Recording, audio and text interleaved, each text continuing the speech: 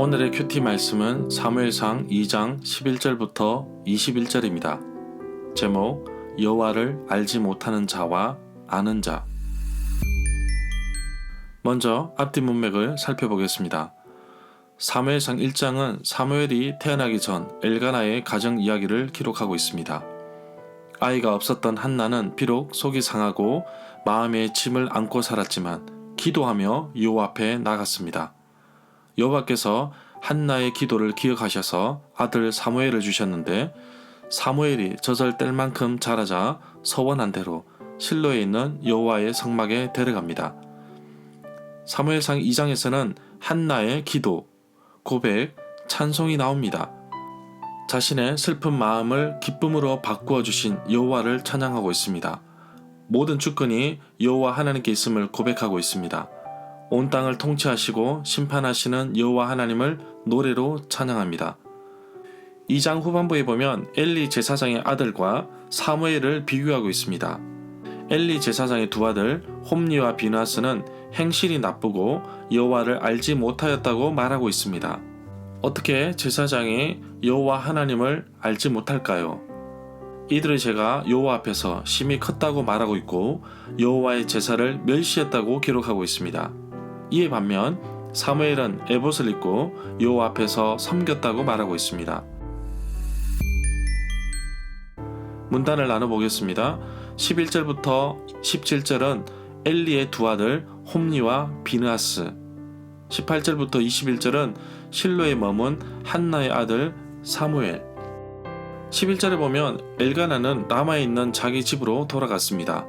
그러나 그 아이 사무엘은 실로에 남아서 제사장 엘리 밑에서 여호와를 섬겼습니다.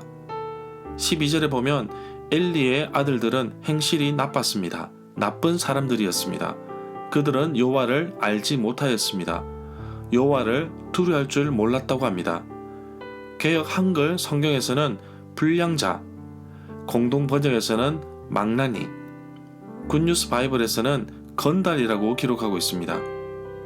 13절부터 14절에 보면 그 제사장들 홈리와 비느하스가 백성에게 행하는 관습이 이러하였는데 이들은 제사장이 백성들에게 지켜야 하는 규정도 무시하였습니다. 어떤 사람이 제사를 드리고 그 고기를 삶을 때 제사장의 사환, 종이 손에 세 살 갈고리, 세 갈래로 된 창을 가지고 와서 그것으로 냄비, 솥, 큰 솥, 가마에 찔러 넣어 갈고리에 걸려 나오는 고기를 제사장이 자기 것으로 가져갔습니다.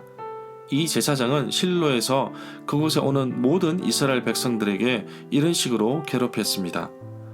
15절에 보면 제물로 바칠 고기의 기름을 떼어 태우기 전에 제물을 바치는 사람에게 제사장의 사환, 종을 보내어서 말하기를 제사장이 구워 먹을 고기를 주시오.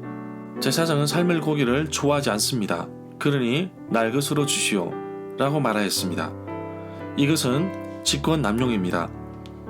제물로 드린 고기의 일부분을 요구할 권리가 제사장에게는 있습니다. 그러나 이들은 제물 가운데 하나님께 돌릴 몫을 제단 위에 태우기 전에 제 맘대로 고기를 가져오게 하였습니다.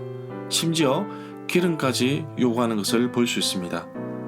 16절에서 그 사람, 제물을 바치는 사람이 말하기를 반드시 먼저 기름을 태운 후에 내 마음에 원하는 대로 가져가라고 말하면 제사장의 종은 아니요, 지금 당장 그 고기를 주시오.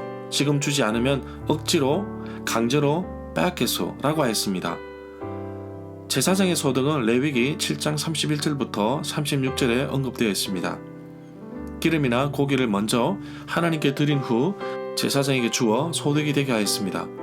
그럼에도 불구하고 엘리의 아들 홈리와 비느하스는 이런 규정을 어겼고 제사 예배를 어지럽혔습니다. 17절에 보면 이 소년들 엘리의 아들들 홈리와 비느하스 제사장들의 죄가 여호와 앞에 매우 컸습니다. 이들은 여호와의 제사를 멸시하였습니다. 이들은 여호와께 바치는 제물을 소중하게 여기지도 않았고 함부로 다루었습니다. 18절에서 그러나 사무엘은 어렸을 때부터 세마포로 만든 에봇을 입고 여호와 앞에서 섬겼습니다. 대제사장의 에봇은 어깨끈과 허리띠가 달려있는 일종의 앞치마나 조끼 같은 것이었습니다. 에봇의 길이는 약 50cm 정도 됩니다. 19절에서 그의 어머니 한나가 매년 드리는 제사, 매년제를 드리러 그의 남편 엘가나와 함께 실로로 올라갈 때 작은 겉옷을 지어다가 사무엘에게 주었습니다. 20절에 보면 엘리 제사장은 엘가나와 한나에게 축복하며 말하였습니다. 여호와께서 이 여인으로 말미암아 다른 후사 자녀들을 주시기를 원합니다.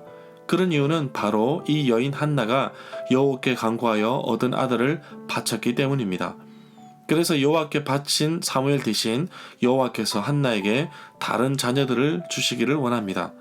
그리고 엘가나와 한나는 자기 집으로 돌아갔습니다. 21절에 보면 여호와께서 한나를 돌보셨습니다. 한나로 하여금 임신하게 하셔서 세 아들과 두 딸을 낳게 하셨습니다. 그리고 어린 사무엘은 여호와 앞에서 자라며 섬겼습니다. 이 구절에 돌보시사라는 말이 나오는데 돌봐주신다는 뜻은 권고하다는 뜻입니다. 창세기 21장 1절에서 사라에게 하셨던 하나님의 은혜와 사랑을 베푼다는 것을 의미한다고 볼 수 있습니다. 절마다 상세한 설명과 구절에서 그리고 핵심 내용과 중심 줄거리는 네이버 블로그에 올려져 있습니다. 내게 주시는 교훈입니다. 사무엘상 2장 11절부터 17절과 18절부터 21절에서 비교하고 있는 대상은 여호와 앞에서 예배를 어지럽히는 제사장 홈니와 비느하스, 그리고 여호와 앞에서 무럭무럭 자라나는 사무엘을 비교하고 있습니다. 부모님께로부터 자연스럽게 물려받은 제사장의 직분을 성실히 수행하지 못하고 오히려 제사를 방해하고 규례를 지키지 않는 이들을 향하여 행실이 나쁜 사람, 그리고 죄가 매우 큰 사람이라고 기록하고 있습니다. 부모님의 신앙을 잘 이어받지 못한 아들의 책임도 있겠지만 자녀들을 관리하지 못하고 교육을 제대로 하지 못한 엘리의 잘못도 있습니다. 하나님께 얻어서 이제 드림이 된 사무엘 대신 하나님은 한나에게 세 아들과 두 딸을 주셨습니다. 기쁨으로 들었던 결과가 바로 더 많은 은혜로 답을 주신 것입니다. 한나는 하나님께로부터 가장 귀한 것을 얻었고 또한 가장 귀한 것을 드렸고 또 귀한 것을 다시 얻었습니다. 하나님은 언제나 우리의 기도를 들으시고 이루시는 분이십니다. 어릴 때부터 신앙을 이어받은 모태신앙인들은 더 열심히 모범되게 살아야 하는데 이들에게 가장 큰 걸림돌은 바로 매너리즘입니다. 매번 반복되는 예배 속에서 기쁨과 감격, 설렘보다는 오히려 지루하고 따분함 때문에 홈리와 비나스처럼 예배를 온전히 드리지 않기도 합니다. 나의 신앙이 계속해서 하나님 말씀 속에 노출되기를 원합니다. 바른 삶을 살기를 원합니다.